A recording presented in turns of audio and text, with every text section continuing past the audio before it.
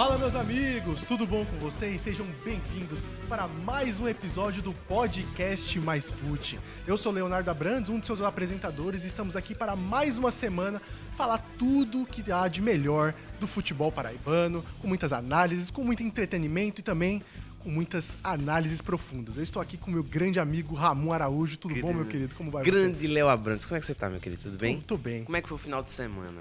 Acompanhando as Olimpíadas. Foi? Não tem outra coisa, né? Nada mais. Apesar de que a gente sabe que o Brasileirão Série D, Brasileirão Série C acaba ofuscando um pouco as Olimpíadas, né? Essa é uma realidade. Com certeza. Não podemos discordar disso, né? Mas a verdade, né? Jogos Olímpicos aí movimentando o nosso final de semana. Eu confesso que eu parei de assistir as Olimpíadas para o quê? Para assistir 13. Exatamente. Não 13. Não acompanhei a nossa queridíssima... a grande ginasta olímpica, que agora está me fugindo o nome. Rebeca Andrade, perfeitamente, que foi muito bem lá nas provas clássicas, para quase todas as finais, né? Vai enfrentar a grande Simone Biles. Vamos torcer por ela, né, Léo? Eu torci para todas as crianças cair no skate. No skate, para a Raíssa Léo conseguir ganhar uma medalha, Sim, né? Conseguiu, graças. Eu também, graças a Deus e as Graças quedas. a Deus eu torci para as crianças caírem. Exato. E realmente crianças, né? Todas abaixo dos 20 anos de idade. Tem umas ali que tem 14. Pô, velho. 14 anos de idade a pessoa tá lá disputando uma Olimpíada. Né? O que você estava fazendo com 14 anos de idade? 14 anos de idade, pode ter certeza, nada. Eu estava fazendo muita besteira, pra não falar que eu estava fazendo merda na minha vida. Você não tinha aquele visual meio emo de não, igreja? não participei da fase restart que teve no país, né? Você não acompanhou? Não. Eu tinha uma calça apertada, azul bem Não berrante, passei assim. por essas fases coloridas. Na verdade, muito pelo contrário. Nessa fase eu estava me vestindo feito Chitãozinho e Chororó, meu querido. Sério? Usava cowboy. um cabelo com aquela rabeta aqui, assim, ó, fazendo curva. O maior estilo Chitãozinho e Chororó, viu, meu querido?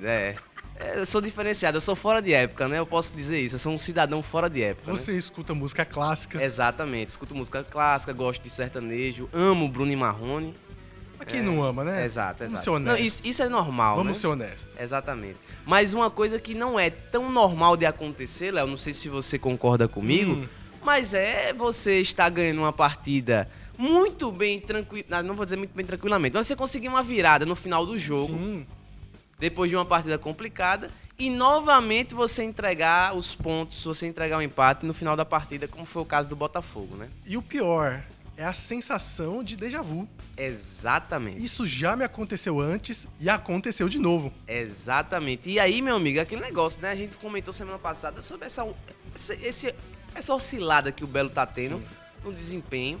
Que a gente precisa analisar um pouco o resultado da partida de ontem contra o Ipiranga.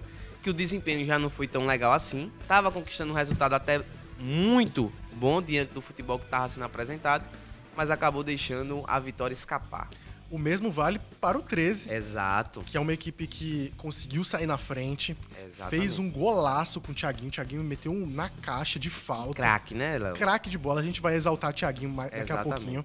E também, né, sofreu o empate e sofreu muito na partida depois, né? Exatamente. Por pouco o 13 não conseguia ser, eliminado.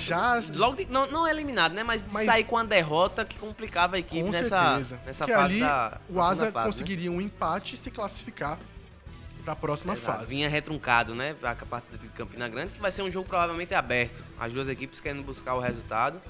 Vai ser legal de acompanhar, mas que fique aí o sinal pro 13 ficar atento a essa partida, principalmente diante do seu torcedor, que geralmente a equipe do 13 é mais forte. Geralmente sai mais pro jogo, né? Tem mais as iniciativas, apesar de nessa partida ter tido bastante iniciativa contra o Asa. Mas é esperar para ver como é que vai ser essa situação do 13. Agora também outra coisa que alegra os nossos corações, Leonardo Abrantes, é que a gente tá entrando numa fase aí decisiva da Copa do Brasil, não é mesmo? É porque resolveram colocar as oitavas de finais confrontos de semifinal. Exato. Nós já temos Flamengo e Palmeiras. Nós já temos Bahia enfrentando... Se eu não me engano, é o... Bahia vai pegar o Botafogo. Botafogo. Grande partida. Duas equipes aí que estão brigando na parte duas de... SAFs se enfrentando, Duas né? SAFs que estão ali fazendo safadezas no Campeonato Brasileiro. O Manchester City e o Crystal Palace, né? Nossa Senhora. As equipes ali Lyon da França. Exatamente. O Lyon na França também. Se bem que o Crystal Palace eu acho que é melhor que o Lyon, pra ser bem sincero. É verdade. E vamos falar tudo sobre esses confrontos aqui. Então, ó, meu amigo, não deixe de acompanhar esse episódio aqui. Aí, 40 minutinhos a gente vai conversar sobre isso. E para você acompanhar mais conteúdos interessantes e também trechos desse programa maravilhoso, você pode seguir a gente no nosso Instagram e também no nosso TikTok para os jovens. Exatamente. @podcastmaisfute, você encontra conteúdos originais e também conteúdos daqui do podcast, provenientes. Se você perdeu alguma coisa, tá lá um corte maravilhoso. Eu e Ramon sempre produzindo conteúdo. Também o podcast disponível em várias plataformas. Disponível aqui no Portal T5 e também no YouTube do Portal T5, assim como nos seus agregadores de podcasts favoritos. Spotify, Amazon Music, Apple Podcasts, em todo lugar a gente tá. A gente não deixa de acompanhar esse futebol maravilhoso, São né? os desbravadores de plataformas, né? Isso, Leonardo? Exatamente. Título dado por mim mesmo a nós, Sim. né? E que eu persisto em dizer, em reforçar aqui no nosso queridíssimo O que é podcast. verdade. Assim como é Exatamente. verdade o título que eu dei de o melhor podcast da Paraíba. Não discuto de forma nenhuma. De forma nenhuma. Contra eu concordo fatos não com há você. argumento. Exatamente. É que assim, Ramon, tem que botar a boca na botija, né? Exatamente. Eu ouvi uma frase esse fim de Diga semana aí. que, assim, me comoveu. Diga. Em terra de medroso, todo lençol é fantasma. Bom, eu gosto muito em terra de saci, qualquer chute é voadora. Não, qualquer... É muito bom. Qualquer rasteira é o quê mesmo? Não sei. Não, qualquer chute é rasteira, se não me engano. alguma Pode coisa ser também. Mas Eu voador. gosto muito de qualquer chute é voadora. É, eu concordo com você. Melhor. Vamos começar. Vamos embora. Você quer começar o quê primeiro? Meu amigo, vamos começar pelo Belo? Pelo Belo. Pelo então. Belo. A situação do Belo. Vá, comece, por favor. Meu amigo, pra quem acompanhou a partida, né? O Botafogo não fez um jogo, né? Como estamos, de certa forma, acostumados a ver o Belo no Brasileirão Série C. O Belo fez uma partida realmente muito mediana. Talvez podemos até dizer uma partida ruim por parte da equipe do Botafogo, que foi jogar contra o Ipiranga, partida que é atrasada, né? Esse jogo já deveria ter acontecido ali nas primeiras rodadas, mas justamente por conta da situação das chuvas no Rio Grande do Sul, enfim, esse jogo acabou sendo adiado. E aí a partida vinha com um cenário até um pouco diferente, né? O Belo já vinha basicamente classificado, o resultado acabou que ontem basicamente encaminhou de vez, assim, oficializou, né, a classificação do Botafogo para a próxima fase da competição. Mas o que é que acontece é que justamente o Botafogo ele vem com essa queda de desempenho que a gente destacou semana passada, né, Léo? O Belo vem fazendo partidas e eu acredito que o rendimento não está caindo por conta, sei lá, das questões táticas do time, mas principalmente por alguns jogadores que estão ao longo do campeonato caindo também o seu rendimento, né? Ontem, por exemplo, o ataque acabou não funcionando do Botafogo, o Joãozinho e o Jô, que tem sido uma dupla que tem se dado muito bem ali nas últimas partidas, acabou não dando certo. Né? Nós tivemos ali a presença de dois meias, na verdade de meias, outros jogadores que não estão habituados ao time titular, que foi o Vinícius Leite. Nós tivemos o Silas também, que são jogadores que chegaram recentemente ao Botafogo e ainda estão pegando essa adaptação à equipe do Belo. E aí a gente vê também que, por outro lado, se de certa forma alguns jogadores não conseguiram render, alguns jogadores não estão ainda conseguindo se adaptar ao estilo do Botafogo jogar, por um outro lado, um ponto que eu destaquei na semana passada da equipe do 13, que é a questão do banco muitas vezes entrar e conseguir decidir as partidas. Ontem o banco do Belo foi extremamente eficiente, né? Nós tivemos o Gabriel Lima e o Pipica entrando no segundo tempo e a gente pode atribuir os 2 gols que o Belo conseguiu marcar na virada, foram justamente atribuídos a eles, né? O primeiro na falta cobrada pelo Pipica, que o goleiro fez uma lambança assim, sem precedentes, né? Pelo amor de Deus, como é que um goleiro profissional me comete uma gafe daquela? Ali é um absurdo, né? Sinceramente, com todo o respeito ao profissional, mas não dá, né, papai? Treina a semana toda justamente para não acontecer esse tipo de situação, né? E aí nós tivemos o Gabriel Lima entrando muito bem no jogo, puxando contra-ataques, foi ele que marcou o gol da virada, numa jogada ali justamente trabalhada com o Pipico. Então acho que destacar isso. E é um ponto positivo, extremamente positivo do Belo nessa campanha da Série C. O Belo é uma equipe que tem uma equipe titular, que tem jogadores com totais potenciais para serem titulares, mas tem recurso no banco. Você olha pro Botafogo, você vê uma série de opções que podem entrar em campo. Se você não tem o Pipico jogando, você tem o Jô. Se você não tem o Joãozinho, você vai ter justamente o Gustavo Pofo, você tem o Gabriel Lima, você tem agora o Vinícius Leite que chegou. Aí no meio de campo você tem Bruno Leite, você tem Varley Júnior, você tem o Silas que chegou. Então é uma variação de atletas que chegam para somar o elenco ao longo do campeonato que vem dando certo, que vem entrando, que vem conseguindo corresponder nos momentos necessários. E é um argumento, né, nessa temporada diferente da anterior. Porque na anterior a gente ressaltava o quanto o elenco era um empecilho para o Botafogo crescer, para o Botafogo evoluir, né? O Botafogo ficava ali sempre naquela tentativa de chegar na primeira posição, de sempre estar ali disputando vaga ali, pelo menos nas principais posições da Série C, e sempre perdia pontos, sempre perdia posições e ficava ali sempre beirando entre quinto e sexto, né? Às vezes em oitavo. Essa temporada não, com um elenco muito mais qualificado do que na temporada anterior, o Evaristo Pisa tendo bastante controle, né, em relação aos jogadores, ao que eles podem exercer e ao que eles podem fazer dentro de campo. Então, isso já cai por terra, né, pensando na temporada passada, sim, esse argumento do elenco ser ruim, ser fraco. Não, essa temporada o elenco é bom, o elenco vem fazendo a diferença. A gente viu nessa partida com a entrada do Gabriel Lima, com o Pipico, mesmo ausente, não sentindo falta. Mas tem um ponto ali, Ramon, que é um negócio que está sendo problemático no Botafogo, que é a defesa. Exato. Os defensores vêm deixando a desejar. A saída do Wendel Lomar foi muito sentida. Demais. E por mais que o Renier jogasse relativamente bem com o Wendel Lomar, ele, ao lado do Douglas, não vem rendendo. E o Douglas, que, assim, sofreu muito com lesões nessa temporada. Eu lembro que a gente elogiou muito o Douglas, sim, nos 20 minutos que ele fez lá no jogo contra o Potiguar, né, no primeiro jogo da temporada do Botafogo, ainda com o Christian de Souza. A gente elogiado a saída de bola dele, um zagueiro seguro, mas ele também vem deixando a desejar, não vem conseguindo mostrar esse futebol, e a defesa pode ser o que vai, assim, acarretar num problema pro Botafogo futuramente.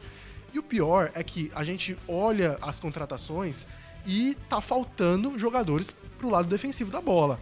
Veio o Lídio, foi apresentado, mas não, na minha visão, não possui as credenciais para ser um jogador que vai assumir a posição, né? A volta do Wendel Lomar vai ser muito importante para o Botafogo voltar a ter uma superioridade defensiva, né, em relação aos adversários, porque o Wendel Lomar não só era um jogador físico, imponente, de jogadas aéreas, ele conseguia desarmar muitas bolas pelo alto, mas também era um jogador que tinha uma boa qualidade de passe, né? E também tem que pensar um pouquinho nesse esquema defensivo. Você quer um Lennon mais defensivo, você quer um Lennon fechando a linha, você quer um Lennon mais avançado. O Evandro é um jogador que constrói mais por dentro, então ele avança para essa linha de meio-campistas. Tem que analisar quais jogadores, assim, e qual o estilo de jogo dessa linha defensiva, e pensando também no adversário, obviamente, vai conseguir dar certo pro Botafogo.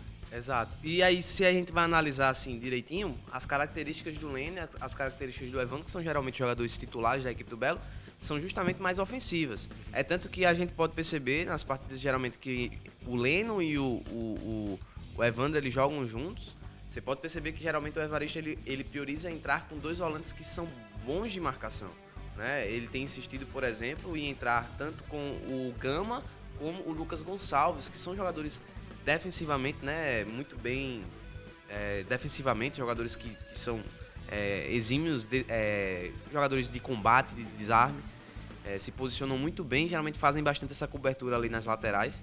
E aí, quando a gente observa isso, a gente vê também outros jogadores que vêm chegando e que talvez para o restante da temporada pode ser interessante. Por exemplo, nós temos o caso do Iranilson, que chegou, que foi um dos grandes nomes da equipe do Souza, então que pode contribuir também com esse elenco no momento, por exemplo, que precisar sacar o Leno da equipe, né? Sim, eu acho que é uma opção, assim, interessante a saída do Leno, porque é um jogador que tá fazendo, ele tá mais contido recentemente, né? Até porque o Botafogo vem jogando com jogadores mais abertos, vez ou outra, né? Principalmente quando joga com dois atacantes, com o Jô e Pipico, o Jô cai muito pelo lado direito, né? Os meio-campistas também, até mesmo o próprio Varley quando joga, ou até mesmo o Bruno Leite, eles vêm ocupando esse espaço ali pelo flanco direito, né, do campo.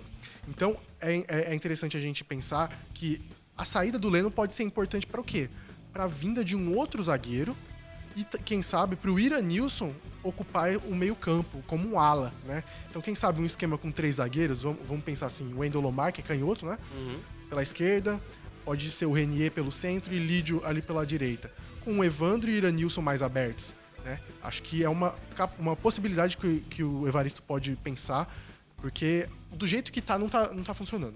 A gente tem que imaginar isso, porque tem ali problemas defensivos que não estão sendo ajustados, né? E talvez isso não seja uma questão assim, de jogador para jogador. Entra um, sai outro, talvez o problema continue. Então é bom a gente pensar como o Evaristo pode mudar esse esquema, né? Assim como na parte ofensiva, ele costuma mexer bastante. Exato. Ontem assim, ele veio com 3 atacantes, né? Exatamente. Ele veio com o Vinícius Leite, ele veio com o Joãozinho e veio com o Jô. Mas um ponto que eu acho interessante, Léo, é que, assim, ainda faltam, se não me engano, 4 rodadas, né? Pra finalizar essa primeira fase da Série C. E aí eu acho que é interessante o Evaristo, ele utilizar desses jogos. Claro, seria magnífico o Belo conseguir as próximas partidas se manter na liderança, pensando justamente nessa classificação para a próxima fase, ter jogadores mais... ter times mais tranquilos de se enfrentar. Mas eu falo isso por quê? Porque é o tempo que ele tem justamente para fazer esses ajustes defensivos. Quando chega na próxima fase, a gente sempre fala isso, o erro tem que ser mínimo. Se não conseguir reduzir esses erros que vem acontecendo defensivamente antes de chegar na última fase, quando chegar na próxima fase, meu amigo, não vai dar tempo de ajustar, porque a competição não permite. Vai ser um tiro curto, são apenas 6 jogos, e aí tem que precisar fazer os resultados logo de cara. Então, o tempo que tem para corrigir isso é agora. Eu acho que a solução do Botafogo, assim, a curto prazo, né, é ver como esses reforços vão conseguir serem conectados com o elenco, com a maneira que o Evaristo joga. Porque não sei o quanto o Henrique Dourado vai ser utilizado, não sei o quanto de diferença ele vai fazer para esse elenco. E tem que pensar também no Lídio. Vamos ver se o Lídio vai ser utilizado, vamos ver se ele vai ser um jogador que vai fazer diferença. E também pensar nos jogadores que podem chegar. Na minha visão, acho que o Botafogo, o elenco atual do Botafogo já é qualificado, só que pensando assim, vamos pensar negativamente, sabe quando você se prepara para o pior? Então, eu acho que o Botafogo tinha que se pensar um pouco nisso, se preparar um pouco para o pior. Por mais que o elenco atual, na minha visão, seja um elenco que pode classificar o Botafogo para a próxima fase, eu acho que talvez um reforço a mais seria um reforço tanto na defesa quanto no meio-campo. Acho que ali a parte de volante está sentindo um pouco a falta do Edmundo, que depois que se machucou ele meio que perdeu o espaço, não voltou tão bem. Né? E também é um jogador mais ofensivo, então se você está jogando com 3 atacantes, talvez um Edmundo não seja tão interessante assim. A gente tem que pensar numa maneira como o Botafogo pode voltar a funcionar, porque a Série C, por mais que seja pontos corridos, a grande parte dela, na fase final, todo jogo vale 6 pontos. E o time que tiver em melhor fase vai fazer a diferença. Exato. Mesmo que ele esteja em 8º, mesmo que ele esteja em 7º, enfrentando o primeiro ou o segundo. Essa equipe que vem numa ascensão, ela vai conseguir o acesso. Exato. E não pela campanha no geral, mas por justamente ser uma equipe que está ascendendo na hora certa. Exato. E isso é importante. O Botafogo, por mais que tenha uma regularidade, é uma equipe que não está crescendo na hora chave.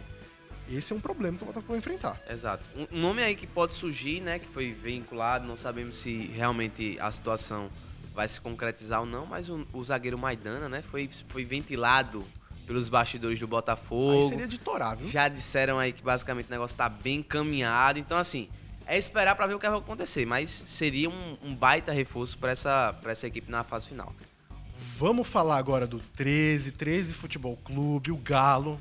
Grande Galo da Boro Boreno. Eu vi um comentário interessante falando do jogo do Galo, que o Galo enfrentou o Asa. Olha aí, ó, tá vendo? Que coisa, não é isso? Que curioso, né? Curioso, é verdade. Faltando um time o bico, né? Também, a pata. Não sei se seria tão interessante pro pata? Contexto. Galinha tem pata? Não, é pé, não é? É pé de galinha, né? Sim. A galinha. O galo, acho que é pé também, né? O galo tem pé? Deve ser pé de galo, né? Claro que não, É pata de galo? É pé. É pé de galo. É verdade, é pé. Deve ser pé de galo, né? Mas enfim, É. falando do jogo em si, né, Léo? Sim, sim. Fala um pouquinho do jogo, Ramon, porque assim, foi interessante ver que o 13 é uma equipe mais qualificada que o Asa. É superior, né? Asa comandado pelo Raniel Ribeiro, Exato. que adora um joguinho contra o 13, né? Sejamos honestos. Exatamente. Esse aí gosta, viu? Gosta até demais, viu? Quem não gosta é o torcedor do 13.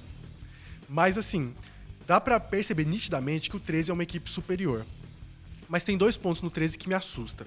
O primeiro é o seguinte: o jogo do 13 tava bem encaminhado. Quando o Thiaguinho fez o gol, foi um gol assim... Sabe aquele gol que você tem a sensação de que foi merecido? Sim. Tipo assim, a equipe tava merecendo, foi lá e fez o gol.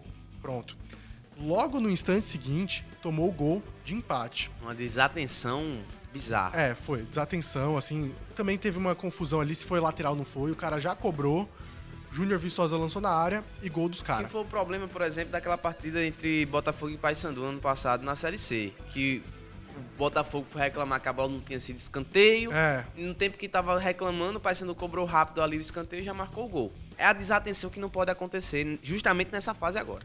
Sim, sim. E nesse jogo, algo assim que a gente viu pouco nessa temporada, que é o quê? O 13 em desvantagem no placar, né? Apesar do empate não ser uma derrota, era um sabor de derrota, né? Tinha acabado de fazer um gol, tava vencendo, tomou o empate, e esse empate teve uma sensação assim de desigualdade depois. E por quê? O 13 recuou, tomou pressão do Asa, e quase que o Asa fazia o gol. E aí que tá o ponto que eu quero tocar. O primeiro é essa equipe em desvantagem não soube se portar. Tanto emocionalmente, quanto tecnicamente, taticamente, se fechou, ficou atrás. É um cenário novo pro 13. E é isso que eu falo. É uma equipe que não enfrentou tantos cenários nessa primeira fase. E isso pode ser um problema para a próxima etapa. Vou dar um exemplo que não tem nada a ver com futebol. Vou dar um exemplo de NBA. Olha aí, quero escutar agora. Eu acompanhei... Aqui a gente entende de tudo, meu amigo. Não, a gente poderia ser mais... Pode não entender de tudo, mas falamos de tudo. Exatamente. Porque aqui poderia ser um podcast mais basquete. Basca. Não ficou muito legal esse nome não, vice. Não ficou não, pai. Mas assim, o exemplo que eu vou dar, eu não lembro o ano certinho, mas teve um ano que o Milwaukee Bucks, do Giannis Antetokounmpo, era uma equipe que vencia todos os jogos. Vencia bem. Mais de 20 pontos.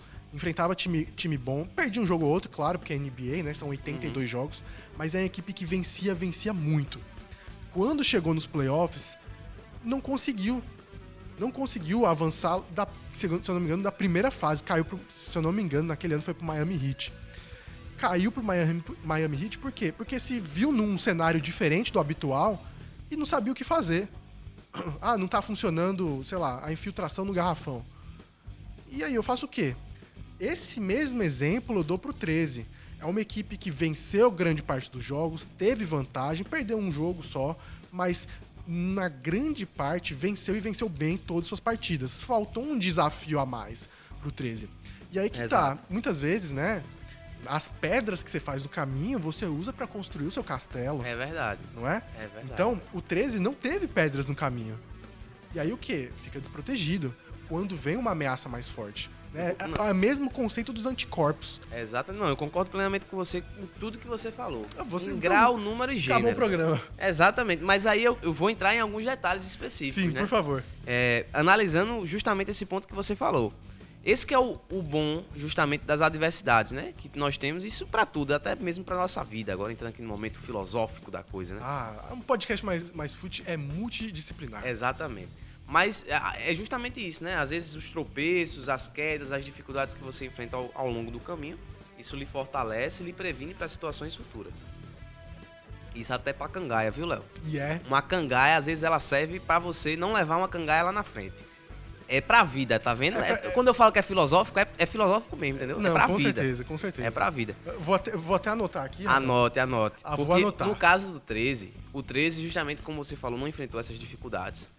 Encontra, de certa forma, um cenário adverso, que foi justamente o momento que ele teve uma breve desatenção quando estava à frente do placar, tomou o gol. E aí, me parece que o 13 se perde na partida. O 13 não sabe exatamente mais o que fazer e eu acho que começa a se empenhar mais em não tomar a virada do que propriamente buscar jogar futebol. Eu acho que esse foi o problema do 13. O banco não resolveu dessa vez, né? O Wanderson não entrou bem, né? Ele preferiu entrar dessa vez nessa partida com um trio de ataque de mais velocidade, com o Jefinho, o Thiago Alagoano e o Thiaguinho.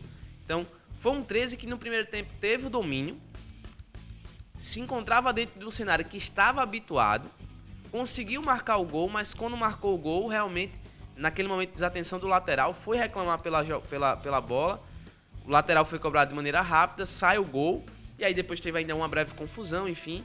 Mas que o 13 não pode, justamente nessa fase, cometer esse tipo de erro. É o erro que a gente fala desse momento, que tem que ser o mínimo possível. O 13 tem que estar focado total no seu objetivo, que é a classificação. Uma vitória deixaria o cenário completamente diferente para a partida aqui em Campina Grande. O jogo vai ser aberto, vai ter diversidade, vai ter complicações, né? E o 13 ele vai precisar saber desempenhar bem dentro de casa, né? A gente se lembrar, por exemplo, por mais que o elenco seja basicamente outro, se a gente for olhar para a situação do Paraibano, que o 13 se encontrou nessa situação, vinha ganhando todo mundo, foi para a semifinal contra o Souza, perdeu a primeira partida fora de casa, dentro de Campina Grande não conseguiu trazer o resultado. E aí é que tá o ponto. Graças a Deus foi um empate, porque isso deixa o jogo mais aberto para as duas equipes. Mas o 13 tem que se ligar nisso, porque esse é o momento da competição que o erro ele não pode acontecer, o erro tem que ser mínimo. E tem que ter total atenção. Eu acho que faltou isso ao 13 nessa partida contra o Asa. Tem uma outra questão também, Ramon, assim, a gente viu nessa partida um pouco de variedade tática do Vaguinho. Sim. Né? A gente viu, dessa vez, o Thiago Alagoano já jogou outras vezes centralizado, mas a gente viu na segunda etapa a saída do Jefinho e a entrada do Yamada. E aí, o que aconteceu? O Yamada ocupou mais aquele setor pela esquerda e o Thiago Alagoano continuou centralizado. Mas, e também a aproximação do Thiaguinho, que estava muito aberto pela direita, que cortava muito pra dentro, né? Mas ele trouxe o Thiaguinho um pouco mais junto do Thiago Alagoano. E a gente viu 2 meias jogando juntos, que foi o Gui Campana, que iniciou a partida, e o Yamada, que entrou no segundo tempo. É uma variedade do Vaguinho, que é interessante. Mas o ponto é, não é a hora de ficar testando coisa. A hora de ter testado coisa, passou já. Anterior. Mas não custa nada tentar, obviamente, né? Mas o ponto é que, talvez, se não der certo, talvez seja por falta de utilização anteriormente, né? Mas é interessante de pensar, ver, né, que existe a variação, ele pensa Sim. em variar esse elenco, até porque, se eu não me engano, cara, acho que 70%, 80% das jogadas era construção do Thiaguinho. Sim. E aí é que tá. O Thiaguinho é referência nesse time. Não tem como. O Thiaguinho, ele se tornou um jogador indispensável para o 13, né? Não à toa que ele sofreu sondagens e tem a possibilidade de deixar o 13. Eu acredito que ele fique até o final da Série D, mas é um jogador fundamental. É um jogador que cria jogadas, é um jogador que finaliza pro gol, é um jogador que decide jogos, marca gols, dá passe, cria jogadas ali tanto pelo lado direito quanto pelo lado esquerdo. É um jogador que cria por dentro também. É um jogador multifuncional que é essencial para o 13. Acho que se o 13 sonha no acesso, tudo vai passar pelo Thiaguinho. E esse é um ponto. Isso também além de ser confiar no Thiaguinho, um grande jogador, mas também é um problema. Sim. Porque se marcarem bem ele, fizerem um esquema defensivo bem feito, vai ser complicado para ele. Exatamente. É um ponto até que eu queria destacar isso, né? O 13 chegando nas fases finais do campeonato, Thiaguinho é um fortíssimo candidato para ser eleito o melhor jogador da competição, sem sombra de dúvidas. Eu não sei se alguém do Manauara tá comendo a bola. Tá comendo a bola, mas assim, eu falo isso porque é um cara que se destaca, você vê que realmente ele tá destoando assim dos outros, 7 gols marcados nessa Série D pelo 13. Exatamente, fez um golaço de falta ontem, assim, que mostra também o repertório do cara. E assim, fazendo as devidas comparações, guardado totalmente as proporções, ele me lembra muito o Palmer no Chelsea, que é o jogador referência. É aquele jogador que joga aberto na ponta, que muitas vezes ele é tão cheio de recursos, ele é tão qualificado, que muitas vezes a jogada é literalmente ele tabelar com alguém. A função do outro atleta é apenas tocar de volta a bola para ele, para que ele possa terminar de construir a jogada. A gente viu isso ontem diversas vezes. Ele tabelando com o Thiago Alagoano, ele fazendo tabelas ali no meio com o Gui Campana. Enfim, ele fazia muito isso, dava uma canseira nas laterais, nos zagueiros, infiltrava, trazia por dentro. Mostrou todo o repertório que ele tem, todo o arsenal que ele tem, seja puxando pela ponta, indo para a linha de fundo, seja trazendo para dentro, seja atacando diagonal. E então, assim, é um jogador realmente de uma classe que podemos dizer que é a mais superior possível dentro da Série D. Por isso que eu destaco. Se o Thiaguinho conseguir, o 13 conseguir chegar nessa reta final, nas últimas fases, semifinal, final, é um fortíssimo candidato para ser eleito melhor jogador pelo que tem jogando. E não à toa, a proposta que veio para o Thiaguinho, os clubes que estão sonando no Thiaguinho, não são daqui do Brasil. São clubes de fora, né? Que já vem a qualidade e o potencial que ele tem. É um jogador novo que tem total condições ainda de crescer ainda mais no futebol. Pois é, vamos aguardar pra ver como é que o 13 vai se desenvolver. Eu acho que passa, Léo. Eu também acho que passa. Acho que vai conseguir uma boa vitória em casa. E aí segue adiante na Série D. O sonho de chegar na Série C no ano do seu centenário. Exatamente. Mas vamos mudar um pouquinho de assunto. Vamos falar de Copa do Brasil, Ramon. Simbora. Que coisinha legal, viu? Legal. Vamos primeiro focar em dois confrontos. Porque os outros confrontos não são lá muito interessantes. Vamos ser honestos. Vamos lá. Porque a gente ficar aqui 10 minutos falando de São Paulo e CRB... não dá, né? Vamos falar de Flamengo e Palmeiras. E também de Bahia e Botafogo, que são 4 equipes ali que, se fecharem o G4, vai ser completamente normal. Mas vamos começar primeiro falando do confronto que, na minha opinião, primeiro vamos destacar... Vai parar o Brasil. Vamos destacar a importância do clássico que é Palmeiras e Flamengo atualmente. Que podemos chamar de clássico. Clássico dos grandes, meu amigo. Perfeito. Clássico dos grandes porque não só é o confronto das duas equipes que mais venceram, praticamente as únicas, né, com exceção de Atlético Mineiro e São Paulo, as únicas que venceram grandes títulos nos últimos anos, como também é o confronto de ideologias esportivas, uma equipe que tem um trabalho voltado de base, que é o Palmeiras, para uma equipe que tem uma economia muito forte, que é o Flamengo, que é uma equipe muito bem gerenciada administrativamente, que conseguiu construir ao longo dos anos, matar a dívida que tinha, conseguiu investimentos e consegue conseguir contratar jogadores por valores assim que só perde para a SAF, né? Exato. SAF do Botafogo, agora a SAF do Bahia. O Flamengo vem fazendo investimentos muito, muito fortes e o Palmeiras também é uma equipe que vem se reforçando mais, mas também é uma equipe que tem um trabalho muito bem feito. E assim, falando um pouquinho da atualidade de cada um, acho que o Flamengo chega um pouquinho mais preparado para esse confronto. Acho que o Flamengo agora que chegou na liderança depois da vitória contra o Atlético Goianiense, tem um jogo a menos no campeonato. E cara, muitas pessoas reclamam do Tite, né? Sim. No comando do Flamengo. Eu vejo o Tite como um cara que bastante pragmático não é a palavra, mas ele é aquele cara regular, sabe? O que ele fez na seleção brasileira, assim, as pessoas não têm noção. Acho que agora tem um pouco noção. Sim. Pela instabilidade que vive, mas é um treinador que tem uma capacidade gigante de liderar os jogadores, tem uma capacidade muito grande de organizar taticamente essa equipe. É o melhor treinador brasileiro na atualidade. Sim. Sabe? Disparado, pra ser bem honesto, disparado. Ele bate de frente com os treinadores estrangeiros, como Abel, eu gosto muito do Kudê também, mas que é porque ele é uma personalidade muito forte. Mas enfim, eu acho que o Flamengo ele chega um pouco mais preparado, né? Eu acho que as polêmicas que envolviam o Flamengo vêm se tornando cada vez menos quentes, estão esfriando. Gabigol vem sendo inserido, ele não vai se transferir agora para o Palmeiras. Então, acho que o clima no Flamengo vem ficando melhor. E aí o clima no Flamengo ficando tranquilo, menos instável do que o natural é do Flamengo, o que vai prevalecer é o futebol. Exato. Eu acho que o Flamengo tem uma leve vantagem sobre o Palmeiras, porque o Palmeiras vive um momento aí de mudanças, né?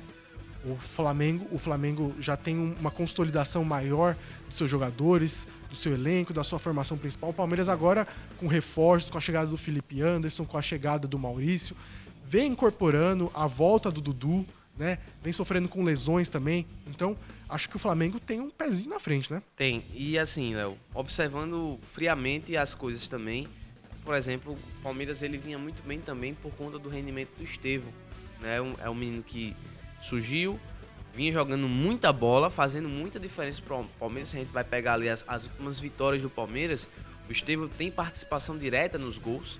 E o Estevão acabou se lesionando na partida contra o Botafogo. Voltou nesse último jogo do Palmeiras, mas já se lesionou de novo. E eu acho que essa lesão agora que ele teve... A imagem é... A imagem é mais feia, talvez ele demore um pouco mais para retornar. Mas eu acho que isso influencia diretamente no que o Palmeiras vem apresentando, né? Porque alguns jogadores não estão rendendo o seu melhor. Por exemplo, acho que o Veiga caiu muito de produção, pelo menos nas últimas partidas. Ele que vinha muito bem numa recuperação do futebol dele. Eu acho que o Richard Rios ele deveria ser mais bem aproveitado no Palmeiras, principalmente depois da Copa América que fez. O Dudu ainda não voltou a ser aquele jogador que ele é. O Rony também tá numa baixa, né? Não tá conseguindo jogar bem. Então, assim, são algumas peças chaves desse time do Abel que não vem conseguindo performar. E quando a gente olha para o contexto do Flamengo, por outro lado, é diferente. O Gerson cresceu muito com o Tite. Talvez para mim seja o principal jogador desse time, o ponto de equilíbrio desse time do Flamengo, né? Aí você tem jogadores como o Dela Cruz, você tem o Arrascaeta, o Pedro, que é o artilheiro do Brasil. Então, são jogadores que estão muito bem na temporada, estão jogando muito bem. Então, isso é um ponto extremamente positivo pro Flamengo. Eu acho que, olhando por esse lado, por isso o Flamengo chega em vantagem. Por ter jogadores no momento melhor que os jogadores do Palmeiras. Palpite, com toda sinceridade, Léo, não é resenha não. Não. Eu acho que o Palmeiras deve muito na Copa do Brasil. É um time que ainda não conseguiu fazer uma grande Copa do Brasil. Eu acho que por isso o Flamengo vai sair vitorioso nesse confronto. Eu sou palmeirense, né? Vestindo a camisa do clube, né? Eu vestiria... Quer dizer, eu não sei se eu vestiria do Flamengo, sabe? Em público. Escondido no meu quarto, dentro do guarda-roupa, talvez. Talvez. Mas assim, falando sem clubismo, obviamente, que aqui nós somos imparciais. Exato. Eu acho que o Flamengo passa. E por quê? Porque o Palmeiras tem também Libertadores. E vai enfrentar logo a cacetada, que é o Botafogo, multimilionário. E eu acho que o Palmeiras vai passar do Botafogo. Não, eu acho que passa também, principalmente porque o Palmeiras é muito mais acostumado com a competição. Sim, eu falei pro meu pai, pai, pode ter certeza. Meu pai é palmeirense também, ele acha que o Palmeiras vai ganhar tudo, sempre. Eu falo assim, pai, o Palmeiras vai ser eliminado ou na Copa do Brasil ou na Libertadores. Um dos dois. É um dos dois, não tem como. E até melhor, porque se você quiser ser campeão em um, você vai ter que sair do outro. É bom você botar todas as forças em uma única competição. Vamos mudar o jogo, vamos falar um pouquinho de Botafogo e Bahia. Bom jogo, hein? Bom jogo. Eu gosto do Botafogo atual, do Arthur Jorge. É uma equipe bastante eficaz, direta, veloz. Vem vencendo muito nos últimos jogos. Vem jogando bem, apesar da derrota de 3-0 pro Cruzeiro. A equipe estava um pouco mista. O Cruzeiro também tá em ascensão pura. Então eu acho que assim, o Botafogo ele vai provavelmente vem forte contra o Bahia. Eu não sei o quanto a Libertadores pode impactar pro Botafogo. Sim. Aí é um negócio que eu fico meio assim criterioso, até porque do outro lado temos o Bahia. Sim. Bahia, que é uma equipe que o Rogério Ceni conseguiu encontrar um time. Os reforços que chegaram são muito bons. Eles conseguiram fazer um esquema muito interessante com Cauli e Everton Ribeiro jogando juntos. Um ataque também com Tassiano e Everaldo. Então, é um jogo ali que o Bahia faz também, que assim, por mais que o futebol esteja muito padronizado, globalizado, né? Então, pressão pós-perda, pressão no portador da posse de bola. São características comuns, mas o time do Rogério Ceni, principalmente o Rogério Ceni, quando ele pega um time assim que é menor, com muitas aspas, porque o Bahia é muito grande, ele consegue ter um domínio muito claro do elenco, da instituição, do projeto. Eu acho que ele conseguiu reproduzir isso no Bahia também. Exato. E aí, olhando também assim o jogo, nesse caso específico, eu acho que talvez o Botafogo ele tenha uma certa vantagem pelo momento que vive. Apesar da derrota pro Cruzeiro, mas a equipe poupou alguns jogadores, depois foi colocando esses jogadores, e a gente tem que destacar também a grande partida que fez o Cássio. Mas, olhando o que o Botafogo vem produzindo, eu acho que o Botafogo ele leva vantagem para essa partida, ainda assim. E eu acho que o Bahia caiu um pouco do rendimento nos últimos jogos. Então, olhando esse confronto, por exemplo, eu acho que o Botafogo ele vem com uma leve vantagem nessa partida. Mas que eu acho que vai ser decidido nos detalhes. Eu acho que as partidas, cada um dentro do seu domínio, vai fazer mais a diferença. Então, seu palpite é Botafogo? Botafogo. Eu também acho, porque o Botafogo é uma equipe que tem jogadores que podem fazer mais diferença. Cara, Perfeito. Você pagar 20 milhões no Luiz Henrique, que deveria estar na Europa, é um negócio surreal. Vamos passar por outros confrontos rapidamente. Vai. Aí a gente vai dar uns palpites, uma pincelada. Atlético Paranaense e Bragantino. Bom confronto, acho bastante equilibrado esse jogo, sendo bastante sincero. Jogaço. Partidas vai ser aí duas equipes que eu acho que tem mais ou menos o mesmo nível de futebol. Sim. Eu colocaria talvez aí só o Atlético Paranaense, na minha concepção, porque eu acho que talvez não seja um time mais acostumado com esse tipo de competição. Eu vou de Atlético Paranaense também, até porque o Bragantino deve estar muito focado na Sul-Americana. Na Sul-Americana, acho que. CRB e Atlético Mineiro. Atlético Mineiro, Mas CRB vai fazer jogo duro. Chegou vai. na final da Copa do Nordeste, uma equipe forte. É uma equipe que tá jogando muito bem também a Série B. Acho que é um bom jogo vai ser. Atlético Goianiense e Vasco. Boa partida. Eu vou apostar minhas fichas no Vasco, no Vascão. O Vasco tá bem. Eu acho que o Vasco tá Rafael muito Paiva bem. deu uma boa ajustada no elenco. Exato. Apesar da derrota... Baixou a bola. Felipe Coutinho chegando também. Exato. Eu acho que o negócio vai pra frente. Corinthians e Grêmio, viu? Bom jogo. Jogaço. Bom jogo. E eu acho que aí a gente não vai ser. Eu acho que eu vou dizer muito equilibrado. Minha torcida vai ser pelo Grêmio, porque eu odeio o Corinthians, mas eu quero que o Corinthians se lasque. Mas eu... Que isso? Respeite o Corinthians. Mas eu vou estar torcendo pro Grêmio só pela situação do Grêmio. Teve toda a situação que aconteceu no sul do país. Eu vou estar na torcida pelo o professor Renato. Eu vou ser contra. Quem vai passar é o Corinthians. Meu Deus do céu. Palmeirense fala um Juventude e Fluminense? Rapaz, Fluminense, mas... Fluminense, porque pelo simples motivo. Fluminense tá em alta e o Juventude em queda. Tá caindo, Então, faz sentido. E acho Thiago que... Silva mudou, né? Exatamente. E tem o São Paulo e o Goiás, né? São Paulo e Goiás. Que eu acho que vai dar São São Paulo. Sim, era CRB e Atlético Mineiro. Eu falei São Paulo e CRB. Mas... São Paulo e Goiás, eu acho que vai dar certo. São Paulo e Goiás. São Paulo, obviamente. Mas Goiás vai fazer jogo duro. Acho que vai ser Goiás isso. é uma equipe bem ajustada. O Márcio Zanardi é um bom treinador. E eu acho que é isso, né, Ramon, meu meu querido? Meu querido. Bom demais. Gostou do episódio de hoje? Demais. Vai falar pra Eu acho que existe a grande possibilidade da gente acabar secando as equipes com esses palpites, mas... Você tem dúvida? Não tenho dúvidas nenhuma, na verdade. Então é isso, meus amigos. Palavrinha de hoje, por favor. Palavrinha de hoje, performance, Léo. Performance, bela palavra, performance. Você gostou? Gostei muito. Que é o que tá precisando das equipes paraibanas, né? Performance. Muita performance. E se você acompanhou até aqui, muito obrigado pela sua audiência. Lembrando que semana que vem estamos de volta para mais um episódio do podcast Mais Fute. Um abraço e até a próxima. Valeu.